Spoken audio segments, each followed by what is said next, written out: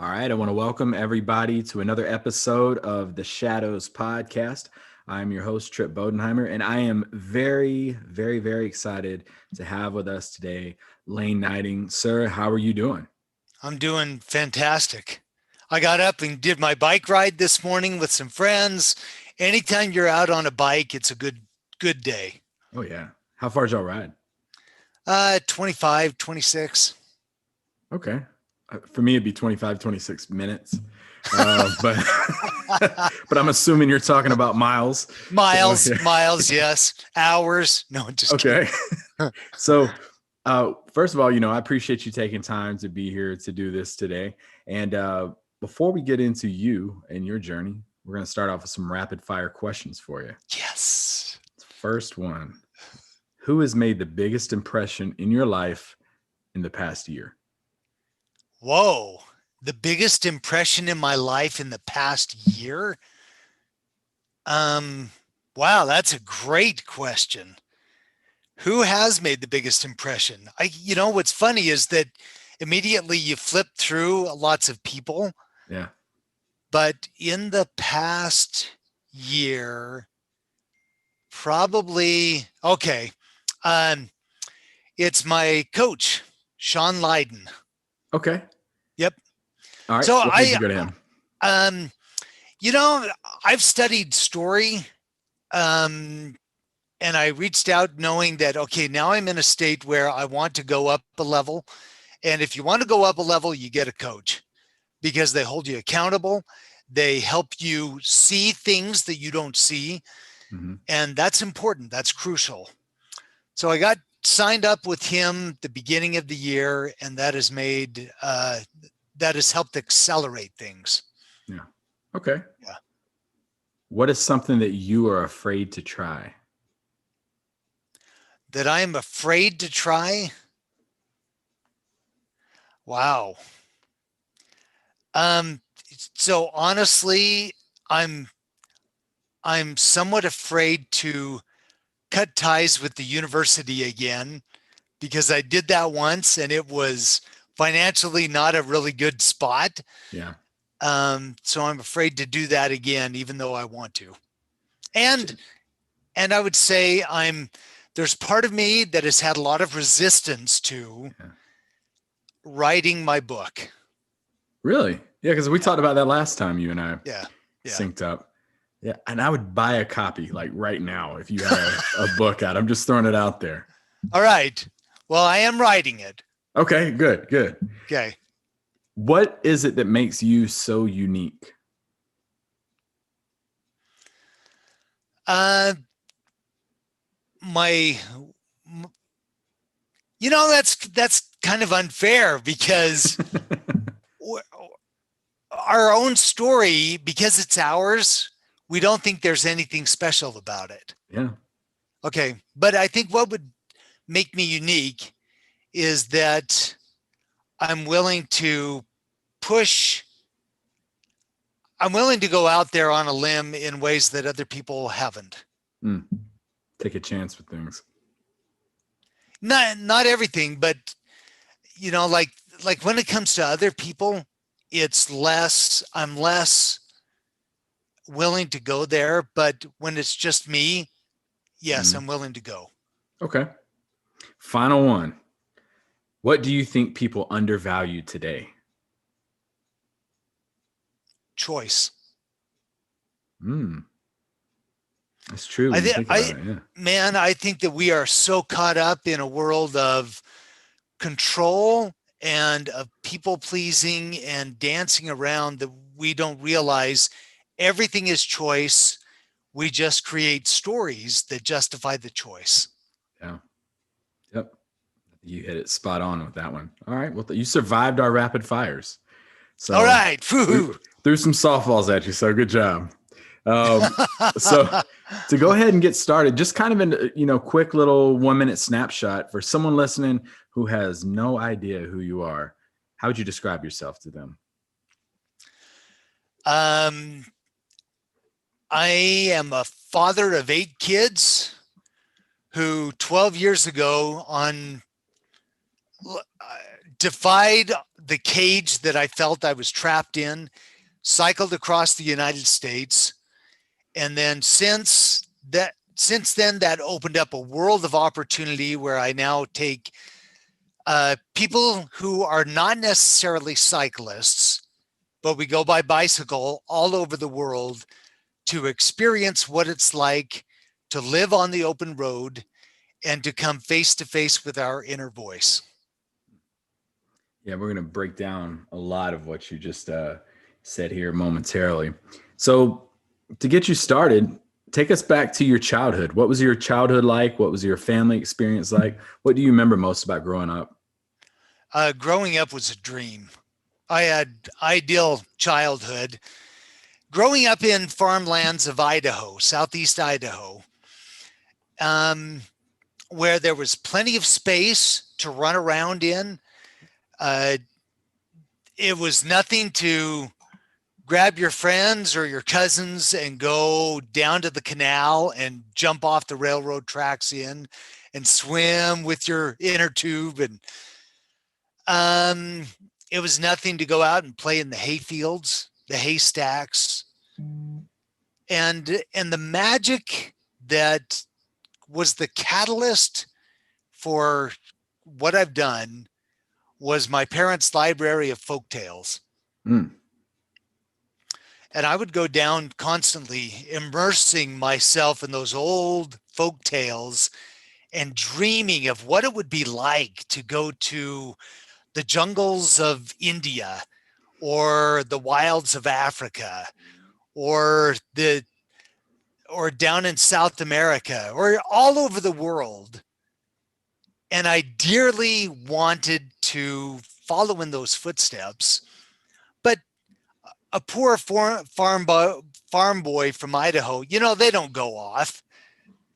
So I never believed that I would actually be able to do that. Mm-hmm.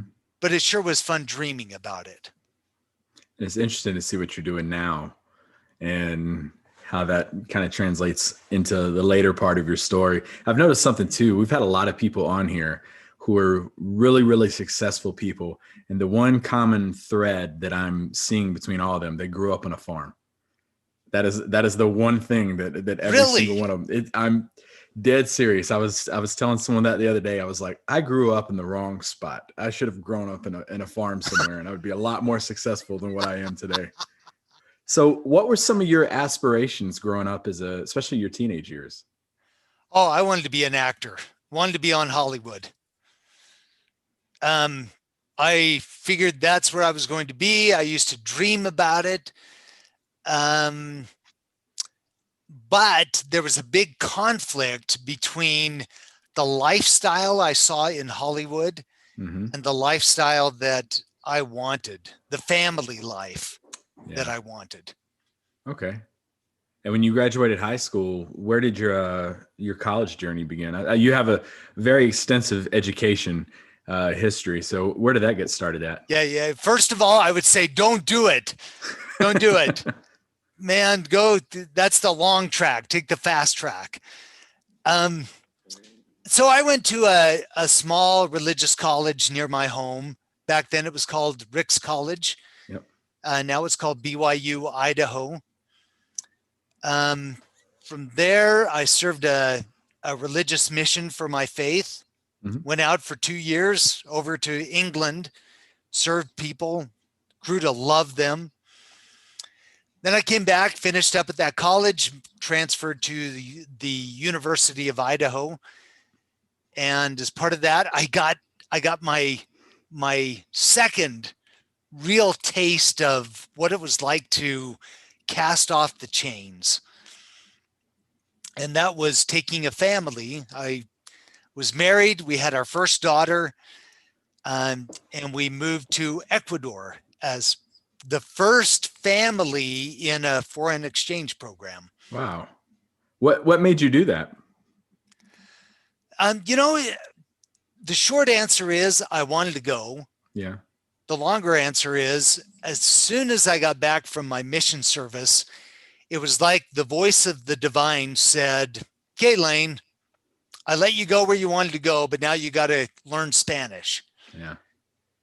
And I just sensed that the way that you could really learn it was to go live it. Yeah, immerse yourself in it. Yeah, just total immersion. Yeah. Didn't happen. There were a lot of English speaking people around us in church and at the university, and my wife didn't speak Spanish. But the richer part of it, Bodie, is that, man, I didn't realize it then, although I do now, Yeah. that I grew up with those folk tales thinking, okay, I'm going to go tell folk tales. I'll be a storyteller. Yeah. No, I wanted to live those folk tales. I wanted to be the guy who, in the words of those old folk tales, left home to seek his fortune and went out and had crazy experiences Yeah. to then bring home. What oh, go ahead. I'm sorry. So that's what Ecuador did. I was going to say, what do you remember most about your time in Ecuador? Oh my gosh, so much. So the great thing about Ecuador, Bodie, is that school only went till noon. Mm-hmm. And so after that, you were free to wander. And I would wander all throughout the city. And we ended up making friends with some people in our faith who said, just about every weekend, the father would come home and say, man, I'm sick of being cooped up. Let's go see someplace. And so we'd pile in his Mitsubishi Montero, go rumbling out over the roads, and we'd go see, a waterfall or some distant village or just someplace out away from the capital Mm-hmm. that allowed us to really experience, or what I thought was really experience, the landscape at least. Yeah, when we were in Germany, it was kind of the same way. I was like, we got to get out. I'm cooped up. Let's go out and explore a little bit, go to a different village. So Yeah. after that, what was the next chapter of your journey? So are you asking what was the actual next chapter, or what was the big breakaway chapter? Yeah, what was that next big breakaway chapter? Okay. The next one wasn't for like some 17, 18 years later. Really? Yeah. Where I got my degrees, hunkered down in a job, doesn't pay really well. Professors don't pay a lot. They don't get a lot. There's a myth out there that thinks they do. No, they don't. And I wanted more than anything else in the world, Bodie, to bicycle from one side of this country all the way to the other. But who does that? Like, you've got all kinds of roadblocks. Yeah. You're married. Here are the stories that at least I had buzzing in my head. Right. You're married with 7 kids. You've got a job. You've got a mortgage. You've got student debt, a mountain of it, and you're living paycheck to paycheck. How do you take off? How do you just cut ties and go for 3 months on the road on a bicycle? Yeah. You don't. You toss it into that black hole of someday or what ifs or retirement, Mm-hmm. Yeah. What made you actually go through with it? My dad. Really? How so? Yeah. So 17 years prior, my dad told me in a very poignant conversation, he said, by the time I was 40, I realized I had to give up on my dreams. And I had said no to all these dreams for so long that when 40 started looming around the corner, you hear the echoing voice haunting in your ear and go, man, I got to do it. I have no idea how I'm going to do it, but if I don't do it by the time I'm 40, the gate's going to slam shut. And I just know I'm going to say, well, so what to that dream? Forget it. Yeah. How did your wife react whenever you brought that up? Um, she was nervous. Yeah. She was scared. Um, but see, here's the thing, Bodhi. Anytime we are in the pursuit of our dreams, Mm-hmm. there will be brick walls Yes. and there will be resistance, but those are valuable. They're valuable for two reasons. One, it tests the strength of your dream. Are you willing to pursue this dream despite all the naysayers? Mm-hmm. Okay. So that's the first thing. And the second thing, actually, there are three. The second thing is, in order to pursue the dream, you've got to level up. And all those roadblocks exist to help you level up, because you don't have the strength to plow through it or skirt around it or leap over it. But when the roadblock exists, you realize, I got to find a way. Yeah. And the way I'm seeing it isn't the way. So I got to think about it differently. Then the third thing is, the dream isn't just for you and me. The dream exists for all the ripple effects that'll go out there. And my wife needed to learn some things about herself. Mm. So she ended up signing on board and we did it. Yeah. And she did it with you? Yeah. Yeah. Yeah. We piled everybody into this old RV.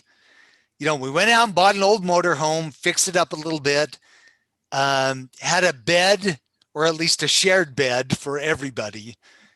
And we hit the road. So who all was on this? You, your wife, and who else? Was it the kids? All the kids. Wow. How are they when it's like, hey, we're riding cross country on bikes? Yeah, they didn't. Yeah. They would, now and again, we'd take their bicycle down from the back rack, Yeah. and they would cycle a stretch, you know, a couple of miles or 10 miles. But the really, really juicy moment that I can remember was almost at the end. Now I got to paint the picture for you. Yeah. I was like, where's the starting point?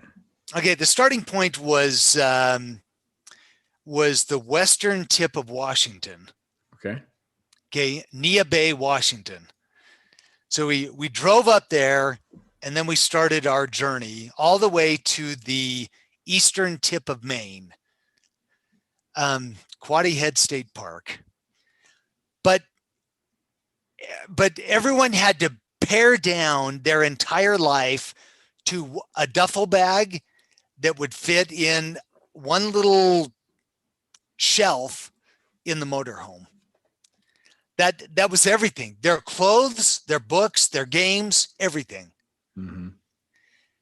And we got this, it was magical, Bodhi. We got in New York, and with this burst of epiphany, my oldest daughter turned to the second oldest and said, Danny, I realize now what's wrong.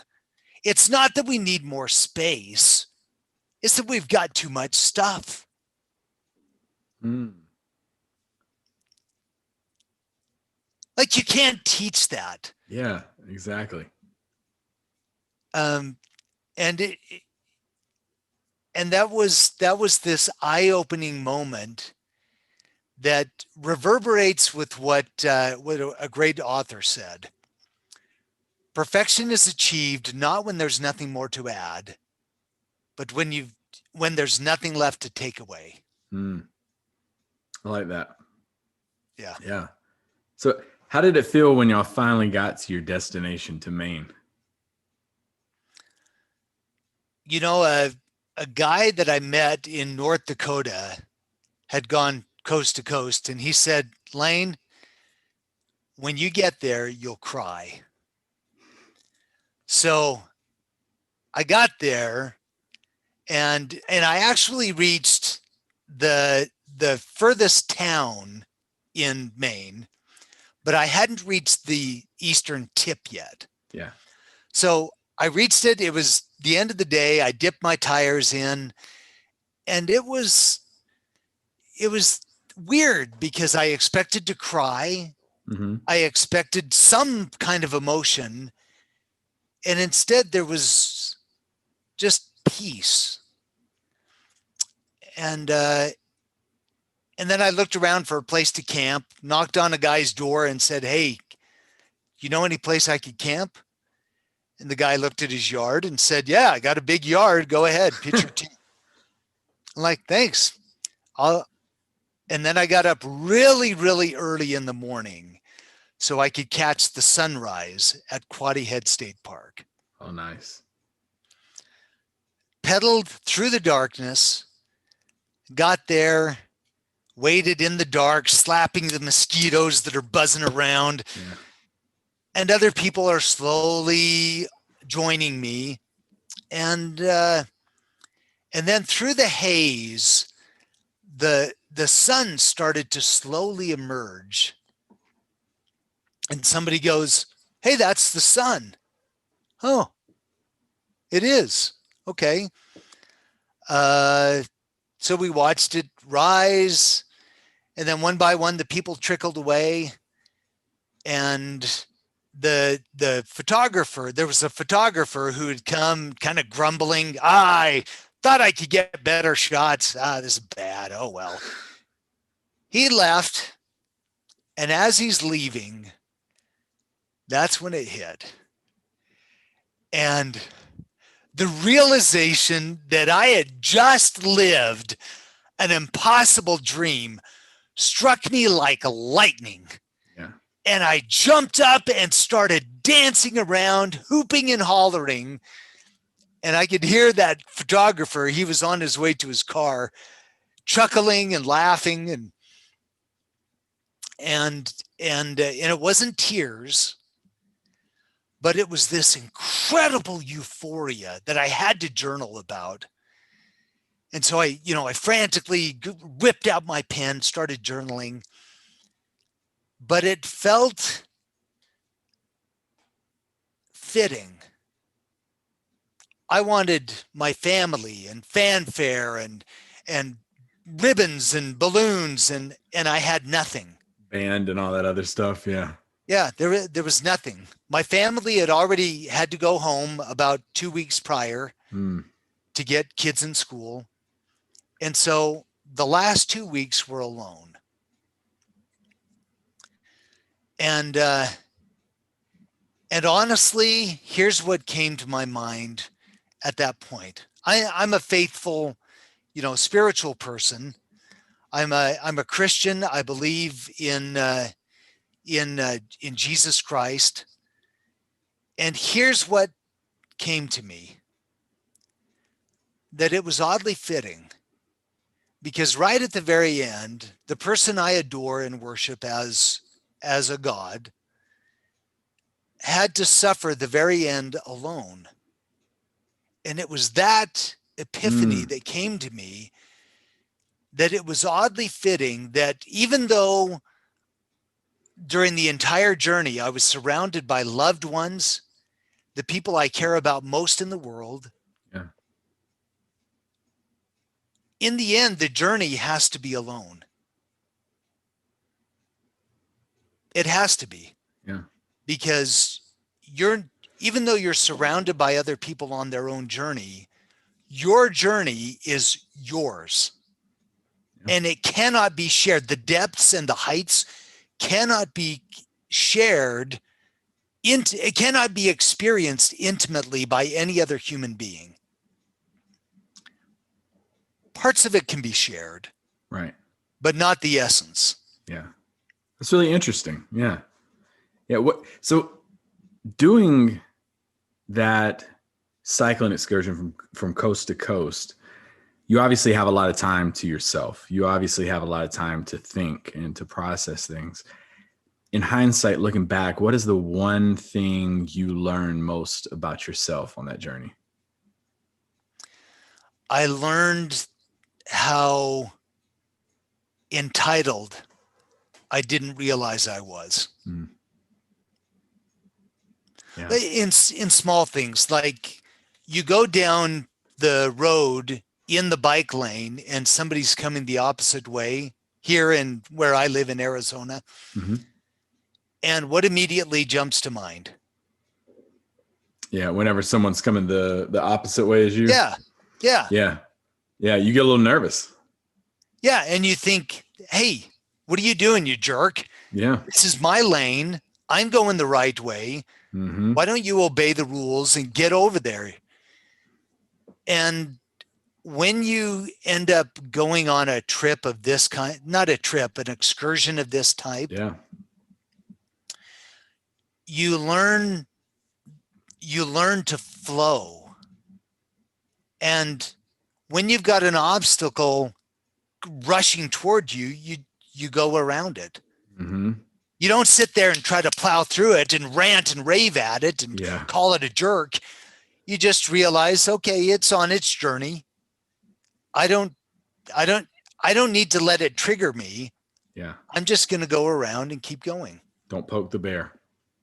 Yeah, don't poke the bear. Yeah. It's Yeah. interesting you said that because we had General John Gronsky, retired Army Major General. He was on here, and I was telling you about him last time we spoke, and he actually rode from Washington to Pennsylvania, he and his family, and it was his wife and a 15-month-old at the time. And one of those obstacles they had was this bull that was in the middle of the road. They were wearing red, like my shirt today, like these red parkas. And they came up to it and he's like, nope, not going to confront that. But he said, you talk about divine intervention. This truck came out of nowhere. And he said, I hadn't seen a truck in about 20 miles. And this truck comes out of nowhere. It was like, hey, I'm going to grab onto the side. We're going to go around this thing. We're not going to, force you to go through it. And just thought that was kind of matches up with what you were saying right there. What was the craziest experience you had on that trip? Craziest? I think the most surprising thing is that people poured out of the woodwork to help us. Yeah, he said the same thing too. How so? Like, what did you notice? Oh my gosh, like time after time after time. One that stands out is I'd planned on performing stories, folk tales, all along the way to help earn money and fund this thing. It didn't happen the way I'd hoped, but I'd reached out to a guy living in Wisconsin and said, hey, we're going to be coming through around 4th of July. Would there be somebody I could connect with to tell stories, perform for a school or the neighborhood? And there wasn't, but he said, well, I'll tell you what, you're going to be coming through 4th of July. Why don't you stay with us? I said, whoa. I don't think you realize I got a big family. We're not talking just 2 or 3 people. We got 10 of us, 9 of us. And he says, all the merrier. You can stay with us, celebrate, you'll be family. Wow. And so we spent 4th of July weekend with he and his wife, their kids,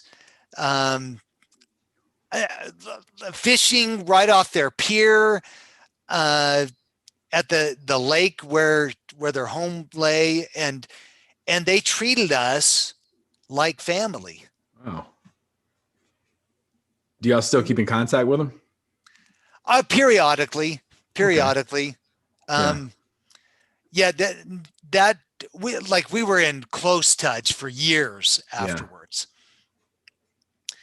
Yeah. And then another one was we were in North Dakota and we went to church and a guy got really excited and he says, hey, I'm taking you all out to eat. There's a lot of us. Are you sure? Yeah. Yeah, absolutely. I'm taking you all out to eat and then come over to my home. I got something for you. And so we went out to eat, went back to his home, And he, among other things, like he fixed up all of our bikes and, Hmm. just tuned them up. And then he handed me this book. He said, "This is my life story." He said, "The first part of it, you're like, it's not going to be important for you. But the very end has the journal of when I went across America on a bike. Oh, And here do you have a GPS system? No, here, take this." And he gave me a couple of other things. And the next day we parted ways and we headed out. wow. And I've still got his book. Yeah. It was inspiring because I looked at it, Bodie, and like he was doing 70, 80, 90, 100 plus mile days. And I hadn't done that yet. Hmm. And I got so fed up that, what's this old codger doing going 120 miles? I'm going to do that today. And I did 112 that day. So it So, inspired you a little bit. Yeah. oh my gosh, yeah, there's always more that you could do, further that you could Yeah. go. And it helps to see somebody who's been there to realize I can do it. The mind and the human body are just amazing with what they can accomplish if you just push yourself to it, or if you have somebody else push you to it. Yeah. So yeah, that's awesome. So since then, you didn't stop cycling. What are some other No. adventures you've been on? You've had a couple more since then, right? Yeah, a few. Um, so 3 years after that, I left the university and with support and sanction of my family, Arizona State, right? yeah, Mm-hmm. I'm back now, but I left and I did a 2-month solo trek from Portugal to Rome. Wow. You said that was solo? Solo. Oh my gosh, that's like a dream for me to do that, because I've been to everywhere in between those two. Yeah, have you? Yes. Spain and France and I loved it. Loved it. Yeah. that here's the crazy thing about that. Be careful about what you wish for. Yeah. I wanted to understand what people fear so I could help them through it. Mm-hmm. And on that journey, like hands down, that was the toughest experience I've had in my life, as well as the deepest and most soul wrenching. Was it being away from family? Was it just you're in a foreign country by yourself? What was it that made that so challenging? I think several things. One, you're away from all your lifelines, Mm-hmm. your family, your friends, your support systems, all of that. And you burned the boats. You can't go back. You got to Yeah. keep through. And I knew Spanish, but I didn't know Portuguese and French and Italian. Mm-hmm. And so all the signs are different, foreign language, and you don't know the language. And Yeah. so you think that you're at the mercy of the forces that are out there. Yeah. And I'd imagined in my mind this romantic notion of, at night, just finding a place and sleeping at the side of the road. And that's scary Yeah. because you don't know what's going to come at you in the night. You don't know if some beggar or thief or assassin or a wild animal is going to come out. Mm-hmm. And I had two terrifying, not terrifying, just frightening experiences that pushed me away from that romantic notion Yeah. and said, okay, I'm going to get a campsite every night and at least know that I'm with other people. There's at least the guise of safety here. And I had to face fears that I didn't realize I had. So what, if you don't mind sharing, what were those things that happened that kind of deviated you away from there? They both happened in Spain. The first one, I was tired. I asked if there was a campsite, and the librarian of the town said, go back down the hill where you came. There's like this big preserve, a park, kind of like a wild park. Just go there. Nobody will bug you. So I went there, started pitching my tent, and a guy tromped his way over to me, and he's bigger, he's wider, he's a little pudgier, and he came right up to me and started asking questions. Friendly like, but he was gesticulating with his hands, and his hands were hitting my chest and then twice down at my crotch. And I didn't know if he was trying to insinuate something, if he was, that's just the way he talks. He moves his hands. You just felt uncomfortable. But I got uncomfortable. Yeah. And so that triggered thoughts of, what's this guy going to do? And yeah. He finally left, but when he left, he went back over to the parking lot and started up his car and then turned it off. Then started it up again, rode around the parking lot and turned it off. Oh yeah, I'd be saying, all right, we're going to go find another spot to camp at tonight. Oh my gosh. I mean, the mind goes ballistic and haywire. You're probably exhausted too. Oh man, I was so tuckered out. Yeah. Well, that happened all night. Yeah. And then he left. I got up the next morning, and here's what I found. So if there's anything to share with anybody on their heroic journey and the pursuit of their dream, it's this. It's like the universe wants to stretch us to the breaking point, like a rubber band about to snap. And then inevitably, it will bathe you in a blessing. Like it will reward you with something so rich that you didn't even realize that it was possible. Mm-hmm. And that happened. The next day, I went into Sevilla, Spain, and there was a building that out of all the places I've seen, the Taj Mahal, the Colosseum, Vatican City, cathedrals, castles, all those monuments, none of them have had the impact that that building did. And not that it would have the impact for anybody else, but for me and my education and what I loved, that building spoke volumes to me and has been teaching me ever since. Really? What was it about the building? It's called the Plaza de España. Mm-hmm. It has a number of alcoves, in this sweeping arc, and each one represents a region of Spain. So they have two things that stand out. A map in mosaic tile on the floor of that region and its surrounding regions. And then one scene from its history in mosaic tile up on the wall. Yeah.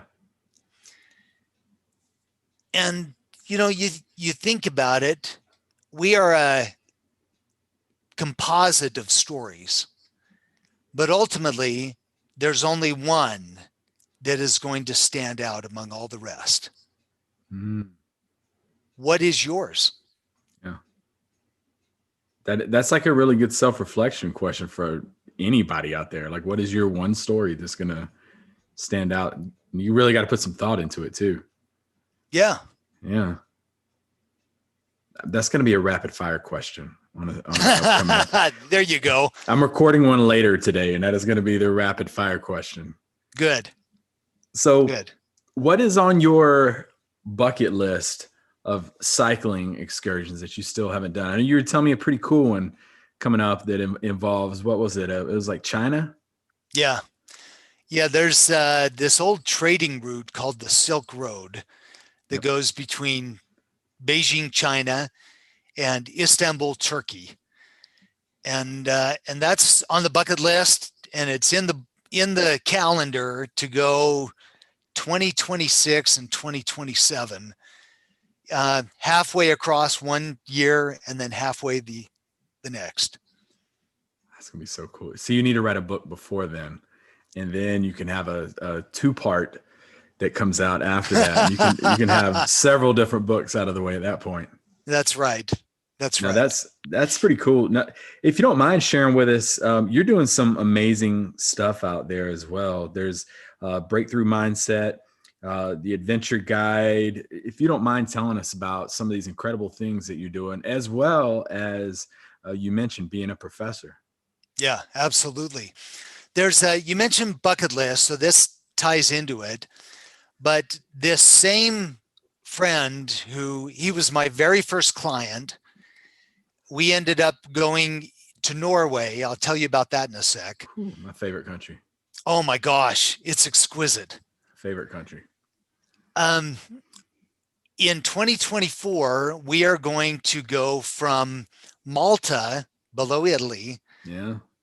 on a 3-month excursion through Europe all the way to the very tip, the very northern top of Norway. Northern Lights, is it Nordkapp. going to be during that season? No, unfortunately not.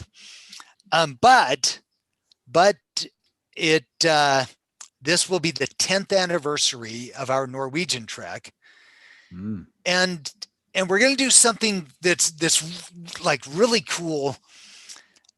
We started the Breakthrough Mindset together, spending a lot of time trying to figure out what it is, what helps the breakthrough. And so we dialed that in. And as part of this trek, or leading up to it, we're doing a kind of crazy book that we're writing together that is based on the last day of our Norway trek. On our last day, we'd already climbed the Trolls Road, this big road that we were anticipating. It's ridiculous looking too. Oh my gosh, yeah. Like it zigzags its way up this box canyon. Looks like something a kid scribbled. Yeah, that's exactly right. Well, the next day, our very last day, was tougher. Yeah. We had to climb 5,000 feet in 13 and a half miles with 37 hairpin turns. And it was that experience that gave my friend Hal this massive breakthrough.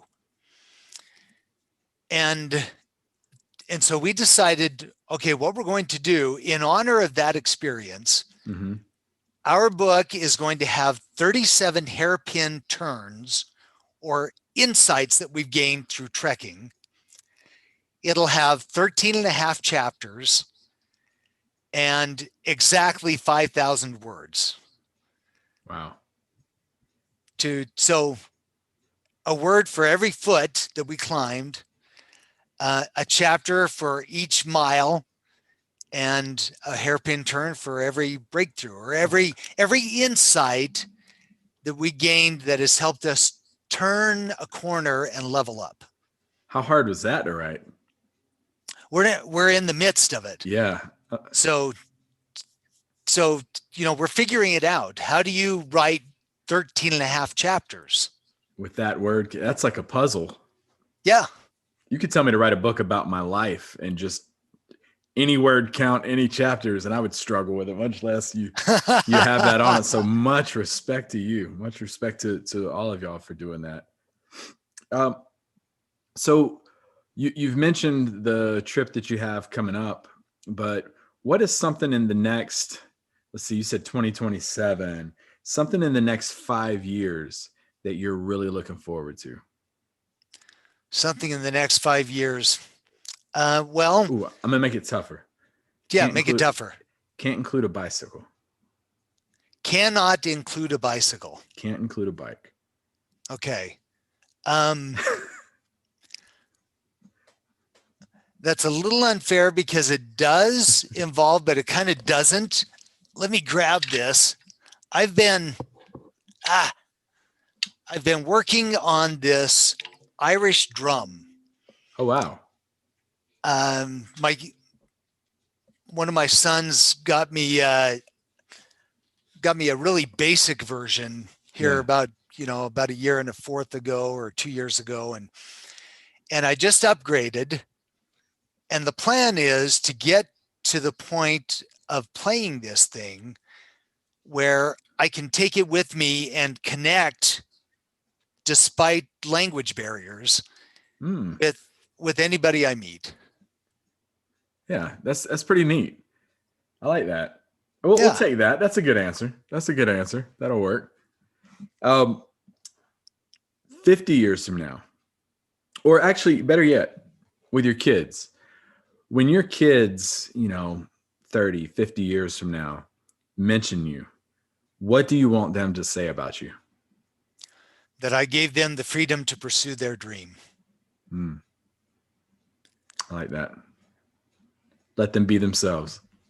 I don't think we do a very good job of teaching our kids how to dream and how to live their dream because we don't live our own. Yeah. And I'm not talking about dreams plural. I'm not talking about having the big house and the nice car and Picket the fences. right. And not that. I believe to my core that each one of us has what I call a disruptive dream, or I call it the enchanted dream, because it almost belongs in the realm of folklore, of enchantment, of magic. Yeah. And it seems unreal. But each one of us has a dream so deep inside of us that is aching to be expressed and lived. But we don't live it because we're crowded with social programming. And as soon as we cut through all of that and truly live our dream, it empowers the people we care about most to live theirs. Because now they see a model and they realize that dad's not trying to make me a puppet of him, or mom's not trying to make me a puppet of her. But when you live your dream, you realize how you've been shackled, and ironically, it helps you unlock the shackles for other people so they can live theirs. It's deep and it is very, very true. Yeah. You've given me a lot to like chew on here today after finishing this up. This has been an amazing, amazing episode. So final thing for you, if anybody wants to find out more info about you, all your journeys that you have coming up, where can you point them to? Please go to wayofthehero.com. If you go there, you can see the upcoming courses we're doing. We're doing a couple this summer. We've got some really exciting ones next April and May, around Macedonia, Greece, Turkey, Bulgaria. But if they go there, they can see more about what it's like, and reach out to me. I'd love to chat with them and see if it's a fit. What if they don't have a whole lot of cycling experience? Is that something that is required, or? You'll find that most of the people who join me are not cyclists. In fact, but the majority of them don't even have a bike. But they get a bike, Yeah, or they dust the one off in the garage. hanging on the garage wall. Yep. And they're just adventurous people who say, this beckons to me. I'm willing to trust that. Let's go. Yeah, that's awesome. Yeah. Well, sir, I cannot thank you enough for taking some time out of your schedule. This has been an incredible episode, and some deep thought, deep soul searching that I think it's going to require the listeners to kind of sit back afterwards and think about, what they've got coming up. So thank you. What final comments do you have for our listeners? there are two mantras that we live by that I think if each one of us could embrace, we would find great joy. One of them is the open road is home. Quit trying to get home. Wherever you are is home. Might be just a little corner of your home that you've forgotten. So it doesn't matter if you're in Germany, India, Norway, you are home. That is your home. Be at home. Yeah. And the second one is the detour is the path. Be willing to be flexible, agile, and pivot, because a lot of times the deepest, most profound lessons we need to learn aren't on the path we think we need to go. Yep. That's good advice. Well, folks, this is going to conclude this episode of the Shadows Podcast.